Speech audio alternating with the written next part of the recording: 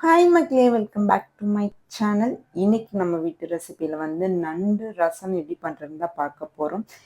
வாங்க ஸ்ட்ரைட்டாக வீடியோக்குள்ளே போயிடலாம். நண்டை இந்த மாதிரி க்ளீன் பண்ணிவிட்டு மேலே உள்ள கால், குட்டி குட்டி காலெல்லாம் இருக்கும் இல்லையா, அதெல்லாம் தனித்தனியாக உடச்சி எடுத்து வச்சுருங்க. அதுக்கப்புறம் 1 டேபிள் ஸ்பூன் அளவுக்கு மிளகு எடுத்துக்கோங்க.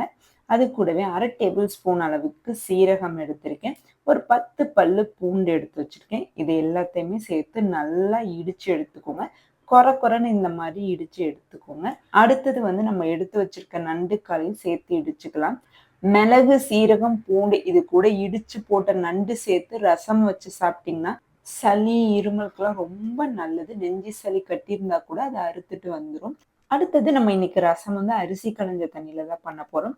1 கப் அளவுக்கு அரிசி களைஞ்ச தண்ணி எடுத்திருக்கேன். அது கூடவே ஒரு சின்ன எலுமிச்சப்பழ சைஸ்க்கு புளிய ஊற வச்சிருந்தேன். அதை கரைச்சு நம்ம தண்ணி சேர்த்துக்கலாம். தண்ணி சேர்த்ததுக்கு அப்புறம் அது கூடவே கொஞ்சமா கருவேப்பிலை சேர்த்துக்கிறேன். அதுக்கப்புறம் கொஞ்சமா கொத்தமல்லி நம்ம சேர்த்துக்கலாம். கொத்தமல்லி சேர்த்ததுக்கு அப்புறம் ரசத்துக்கு தேவையான அளவுக்கு தண்ணி சேர்த்திருக்கேன். 1 கப் அளவுக்கு அரிசி களைஞ்ச தண்ணி எடுத்திருக்கேன். 1/2 கப் அளவுக்கு நம்ம தண்ணி சேர்த்திருக்கோம். 1/4 டீஸ்பூன் அளவுக்கு மஞ்சள் சேர்த்திருக்கேன். சேர்த்ததுக்கு அப்புறம் எல்லாத்தையும் ஒரு வாட்டி நல்லா மிக்ஸ் பண்ணி விட்டுருங்க. அடுத்தது ஸ்டவ் ஆன் பண்ணி மண் சட்டியை வச்சாச்சு. மண் சட்டி நல்லா சூடு ஏறினதுக்கு அப்புறம் 2 டேபிள் ஸ்பூன் அளவுக்கு நல்லெண்ணெய் விட்டுருக்கேன். எண்ணெய் நல்லா சூடு ஏறினதுக்கு அப்புறம் 1/2 டேபிள் ஸ்பூன் அளவுக்கு கடுகு சேர்த்துக்கிறேன். 2 காஞ்ச மிளகாய் சேர்த்திருக்கேன். கொஞ்சமா பெருங்காயத்தூள் சேர்த்துக்கோங்க. எல்லாமே சேர்த்ததுக்கு அப்புறம் ஒரு வாட்டி நல்லா மிக்ஸ் பண்ணி விட்டுருங்க. மிக்ஸ் பண்ணதுக்கு அப்புறம் ஒரு மீடியம் சைஸ் தக்காளி நல்லா குட்டி குட்டி வாக்குல கட் பண்ணி வச்சிருந்தேன். அதையும் இது கூட சேர்த்துக்கோங்க. ஒரு 3 to 4 சின்ன வெங்காயத்தை முழுசா உரிச்சு போட்டுருங்க. அதையும் சேர்த்துக்கலாம். சேர்த்ததுக்கு அப்புறம் எல்லாத்தையும் ஒரு வாட்டி நல்லா மிக்ஸ் பண்ணி விட்டுருங்க. இந்த மாதிரி மிக்ஸ் பண்ணதுக்கு அப்புறம் நம்ம இடிச்சு வச்சிருக்க நண்டை சேர்த்துடலாம்.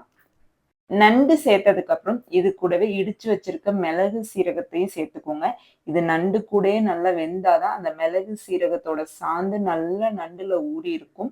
எல்லாமே சேர்த்ததுக்கு அப்புறம் நல்லா வதக்கி விட்டுக்கோங்க.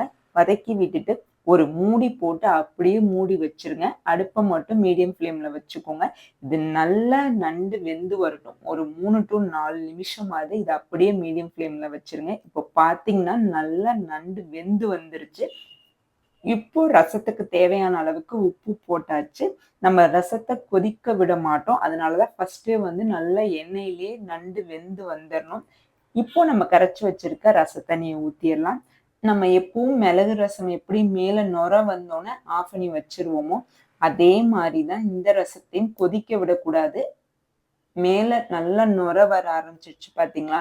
இப்ப அப்படியே நம்ம ஸ்டவ் ஆஃப் பண்ணி வச்சிடணும். அதுக்காக தான் நண்டு போட்டதுமே ஒரு 3 நிமிஷம் அதை வேக வச்சிடணும். இப்போ ஒரு கமன்னு காரசாரமான இடிச்ச நண்டு ரசம் ரெடி ஆயிடுச்சு மக்களே. இப்படி கண்டிப்பா ட்ரை பண்ணி பாருங்க.